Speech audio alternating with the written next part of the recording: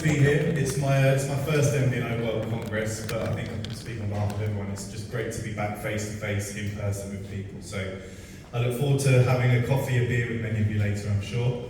I've been in the MVNO world since 2012, so not as long as many of you here, but long enough to remember selling bundles of 50 minutes, 100 megabytes, and BlackBerry being our biggest seller. So it's fair to say I've seen a fair bit of change over my time as well. But we're not here to talk about me, we're here to talk about Giftgaff today. So if you go back 3 years from 2012 to 2009, our founder Gav Thompson was sat in a room talking about contracts and the bells and whistles that come with it and locking people in, and we thought there must be a much better way of doing this. So he came up with 8 characteristics, 8 traits of what this mobile network of the future might look like. So it was digital first, eco-focus, sustainability, all service online, member centricity at the heart of it, so members not only grow the base but help each other with customer queries, with tech support as well, but the very core of it was mutuality. So members share in the profit, share in the good fortune, share in the growth of the business. And that's been absolutely at the core of everything that we do together. And without our members and without that mutuality at the core of everything, we couldn't be the mobile network run by you, which has been our tagline throughout. We had a community before we had a network, so the network wasn't quite ready. But we had a big group of like-minded people who wanted to be part of something bigger, something new, and they helped us from day one, and they've been our absolute lifeblood since. So they're our conscience, so we bounce ideas off them, they hold us true to our values if it doesn't feel quite right. They're there to help each other and support, so our cost to serve is a tenth of what it would be to serve 4 million active members if we had a traditional cost to serve model of stores and a contact centre, such as the power of that mutuality, that member centricity that we have. A story I love about our community is when we launched the iPhone 4, it came with a micro SIM, and we were caught out a little bit, we didn't have enough. So while we automated the supply chain and got that sorted out, our community volunteered to take on all those SIM cards and cut them at home and send them out personally with the iPhone 4s that we sold to all the new members. Such was the love and the trust between us. It's a story I love telling since. But even more engaged group than our community are our pioneers. So we have about 10,000 of them, and we run these really big projects with them. We did 28 projects with them just last year, and they range from big surveys to studies to helping us with UX, prop design, tariffing. My favourite from last year, we're really big on refurbished. So we gave quite a large number of our pioneers a refurbished phone at random quality and grade. And they spent 2 weeks diarising their usage of these phones. How does the battery perform? What are you using it for? And by the end of that 2 weeks, we had enough data, enough insight from our pioneers to know exactly what the sweet spot was to guarantee as a minimum battery life of all of our refurbished devices.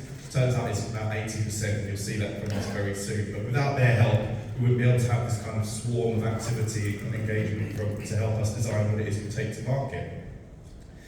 And speaking of taking to market, from the very first day till today, we live by 3 core values, and they're through everything that we do together at Giftgaff.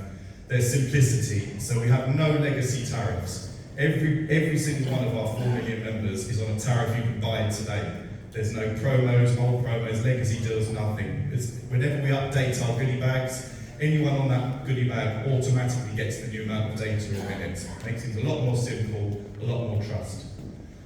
Value, no tricks, no traps, just very clear value, no bells and whistles that you're not going to use. You're not paying for anything that you don't need.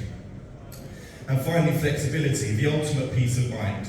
It might feel like a post-pay offering, the digital experience might be as such, but you can walk away and leave at any time, and we'll wish you well on your journey, but luckily not too many people take that option, but that's always there for people. We're never going to have the media budgets of the MNOs, so we have to rely on cut-through, engagement, and then creating conversation, taking that into the digital channels where our audiences tend to live and converse, and where we can have a deeper conversation, hopefully acquire them. So from the very nascent low production budget days of 2009 to the slightly wackier Unlock a Chicken campaign, many of you may not have heard of it, but for every SIM deal we sold over a certain period, we rehomed a battery hen, so that a lot of chickens are thanking us for that campaign. We then branched out into above the line, so TV, buses, out of home, and we dialed up the core offering that our members love most about us, which is that flexibility, that ultimate peace of mind. And then in 2021, during the pandemic, we wanted to keep production costs low to offer the maximum value back to our members. And we thought, well, we need a voiceover for our ads, our TV ads, our radio ads, our digital online video. Why not use one of our community members? And Barry is a long-serving, long-trusted member of our community who stepped up, a lovely Northern chap, came in, did the voiceover for the TV ads, and he loved it so much, we loved him so much. We said, do you want to be the voice of our voicemail and IVRs? To which he said, yeah, I'd love to. So if you ever call up giffgaff, you get sent to voicemail. It's our Barry from the community that you're listening to. But it's that conversation that we need to continue, and we do a lot of that through having greater cultural relevance. So if you go back to 2019, pre-pandemic, consumerism at its peak, we wanted to take the conversation away from new, more, into sustainability. So we set up a shop over Black Friday in London's Covent Garden. We didn't sell anything. You came in, you learned about the quality of the refurbished devices, and what we asked was people to make a pledge that the next time they buy a phone, that they really do consider refurbished. We got pick up in 49 nationals, and our organic refurb sales went up 35% that year. But that wasn't the whole reason. We wanted to create a conversation. And it was that conversation that we could then continue into 2021. So we partnered with Lad Bible, and instead of a softer call to action of a pledge, we wanted to get the whole of the UK talking and to check their drawers. So I think it's safe to say we've all probably got at least one mobile device knocking about in a drawer, probably many. It could be a Nokia 3310, it could be an iPhone 12, but for every one of those devices that's in a drawer, it's not in the circular economy and being sold again as a refurbished phone, and most likely that phone that someone could have bought as refurbished, they're going to buy a new phone with the carbon footprint that comes with it. We worked with that Bible and managed to get a reach of 15 million people, and when we researched those that were exposed to the campaign, 50% of people that were exposed said they were going to buy a refurbished phone next time they came around to it. And that was the success criteria that we were most proud of at the back of that. But it's not just phones. So when the pandemic kicked off, from day one, our community saying, look, we've got friends, we've got members that want to be able to help out. They either can't physically get out to top up, or they can't afford it with the economic uncertainty that was happening at the time. So from that day, our product team, technology, marketing folks swarmed on it with volunteers working in extra hours to launch what we called Goodie Bank 5 weeks later, which was the opportunity for any members that wanted to donate credit goodie bags to those members more in need or who couldn't get out, they could do so, and we obviously matched that as well. Thousands of goodie bags got shared, and it's something we're very proud of and talk about still to this day. But it wasn't just those that couldn't get out or couldn't afford it we wanted to help. We knew as a nation there were many people isolated and lonely at the time. So we used our scale not just for the 4 million people that are on our network, but our scale through our radio partnerships through Global. We managed to reach 16 million people and encourage them to pick up the phone over certain times when we zero-rated all calls, to get them to phone those isolated friends, family members that would really appreciate it. And hearing the stories come back on the community about those people that have received those calls, again, is what giffgaff's all about. It's what makes us jump out of bed to come to work every day. But it's not just cultural relevance that we know we need to keep up, it's very much personal relevance as well. We do that through a value exchange, the mutuality at the core from day one of Gaff's manifesto. If you ask any giffgaff member what it is that kind of epitomises why they love giffgaff, 8 times out of 10, the first thing they'll talk about is best plan advice. So way before any of the regulators started doing end of contract notifications or forcing networks to tell people what they were using, we were doing this. If someone over the previous month has gone over their allowance and they've eaten into their credit, we'll obviously recommend they get a larger goodie bag and they don't spend more on credit next month. But the majority of the comms that we send every month are telling people how much they use and said, actually, you're not even really near your allowance. Why don't you just trade down to a lower value goodie bag? You save money, you're not paying for something that you're not going to use. Not a whole lot of people take that option, but the reassurance that we're going to let them know every month, again, builds that trust, transparency, and mutuality that's at the core of everything we do. Again, during the pandemic, with the economic uncertainty that came with it, we knew we wanted to offer more to our members and to prospects as well. but we couldn't confidently do so with the current tariff process that we have of giving everybody all of the data that comes with their goodie bag if we change the tariffing. And we're very open with our community about this, and we said, well, how about we create a parallel stream of tariffs that all you've got to do is turn recurring payments on, so it just automatically recurs every month. You can still leave whenever you want, but that little bit of confidence for us means we can give a little bit more data back to you, and we create the golden set of tariffs at 10, 15 and 20. They said, fantastic idea, it sounds fair, as long as we can still leave, then what harm is that? And now, wherever there's a golden price point alongside a normal tariff, it is by far the more popular of all the tariffs. Again, something that we built with our community.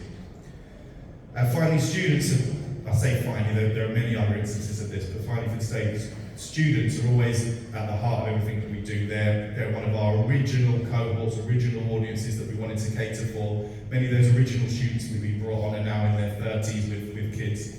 But every year, when there's a new cohort of first year students going to universities, they get their lovely dig-in box with lots of free gifts. But there's always gift-gab in there. So we had plenty of opportunity for conversation with them. But we went out to universities when we built the capability to do audience-specific deals and asked them, what would you appreciate from us? And I said, you know what, we just want some more data for the fact that we're students. Well, given the tough time, particularly tough time students had over the pandemic, they were the first cohort that we created an audience-specific goodie bag for, very well received, and increased tenure by 2 extra months, which was fantastic for us as well as them. Our job's never done, so we have to continue that exchange, continue the value loop by talking to members, encouraging feedback all the time. Our community is there, and we want to try and represent our entire community, not just the pockets that might be most profitable or the pockets that talk the most. And sometimes we get members come to us and say, look, I love what you're doing, but I don't feel wholly represented in what I see from your advertising or the way that you talk. And one such person was Alex. So Alex is deaf, and we were still using the animated production values at the time over the pandemic. And we said, well, would you like to be the face of our new TV ad? And he said, well, I'd love to. So we created an avatar of him, these are his own words, and he signed it for us as well. This went on TV, went on online video, had massive cut through, one of our most engaged campaigns. He won awards, we won awards, everybody is happy. We wanted to go further than that. We're looking at other audience-specific goodie bags for underrepresented groups, so you'll see more from that as things move on, but again, something that we're really proud of working directly with Alex. We've heard a lot this morning, particularly from Simeo about MPS. I need to have a chat with them. They track MPS, and we track MPS daily, but a lot of businesses use MPS as a rear-view mirror lens to understand the impact a largely commercial decision has had on the sentiment of their base. We don't. We use it as a success criteria, as a decision criteria for everything we make. If something feels like it's going to have a negative NPS impact, we stop, we step back, and we look at other ways of doing it. And we have to, at minimum, protect our NPS, but likely grow it. We were really proud when we started 2009, 10, 11 of having an NPS of around the low 50s. And usually as businesses scale up, that NPS starts to tail off. Actually, we've gone up to the late 60s consistently day to day, and we often top 70, such as our focus on NPS continue, and that's with 4 million members. And because we have that kind of forensic focus on NPS, that does say building advocacy there. We have, it's not just advocacy. Anyone can incentivize an army of spammers to go out there and send referral links to people they've never met on social, on forums. That to us is not advocacy, that's unsolicited advertising. What we want is true advocacy, where all the things I've told you about kind of create that neutrality, that transparency, that trust, so that people can use word of mouth, which is our primary member comms medium, because that brings with it a lot more trust. You speak to your friends, your family, and that recommendation means so much more than a link that you see on a forum. And as such, it's one of our biggest acquisition channels to this day, with one of the lowest incentives in the market. We do it all for our members, we do it all for our community, but it is also lovely to get independent recognition. So we've been we've been a Which recommended provider since 2013 every year. And over the last 7 years, we've been Uswitch Mobile Network of the Year 6 times. Last year really annoyed me. we stepped it up, we got it back this year. We were always on our toes, always looking to make sure that we're doing everything that we can ahead of the rest of the industry. But it's lovely to get independent recognition as well, and we know that we're doing it in the right way. But ultimately, it's for the community, it's for our members, because everything we do with them and for them is the whole point that we're here. And without them, we wouldn't be the mobile network run by you. Thank you.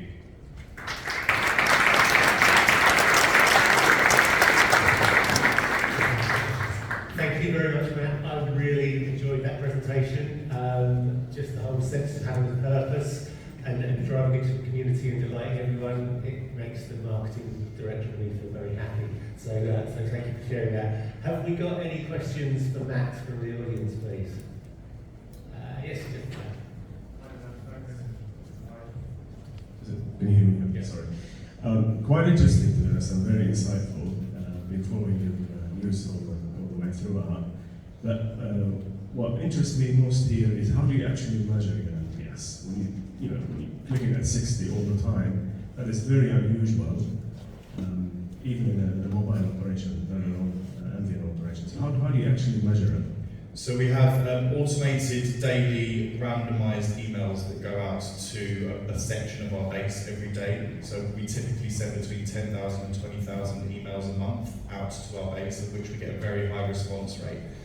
We don't favour any specific cohort like new joiners or mid-lifers. We want to get that kind of base representative sample in everything that we do. And we're looking to then now finally open it up to also those that haven't got marketing consent switched on as well. That will obviously bring with it a bit of an impact on NPS, and there are ways that we need to be very careful, obviously from GDPR perspective, but that's such as our appetite to really understand what's going on, not just those that are more engaged with us because they've got marketing preferences switched on. We want to get that whole base. So I can pick up with you separately on more specifics around the comm strategy on it, but it's a significant sample every day that we send out.